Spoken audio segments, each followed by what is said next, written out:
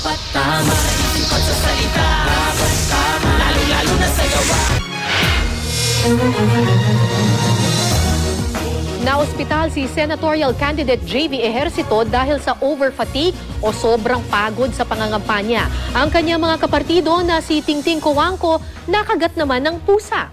Para naman sa isa pang una senatorial candidate na si Nancy Binay, kakayanin niya ang lahat ng hirap ng pangangampanya, wag lang ang paghamak sa kanyang pamilya. May news to go si Jam Sisante. Matindi ang labanan tuwing eleksyon sa Pilipinas. Pero minsan, hindi mga katunggali sa politika ang nagpapatumba sa kandidato, kundi pagod at matinding sikat ng araw. Ang senatorial candidate na si San Juan Representative JV Ejercito, magtatatlong araw nang nakakonfine sa Cardinal Santos Medical Center dahil sa over-fatigue.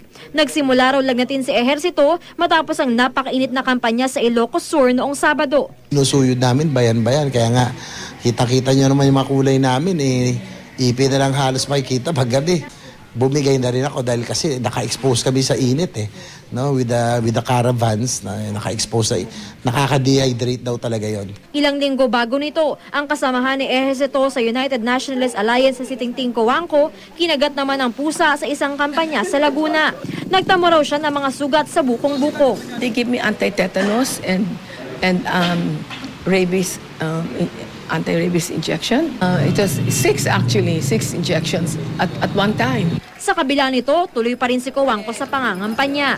Si Nancy Binay, sinabing inasahan na raw niya ang mga pagbatikos pagpasok niya sa politika. Pero ang hindi niya raw matanggap ay ang pagdamay sa kanyang pamilya, lalo na ang mga anak.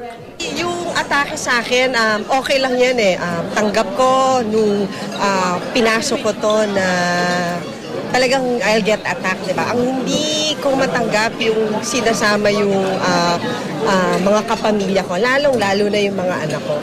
Jam Sisante, GMA News.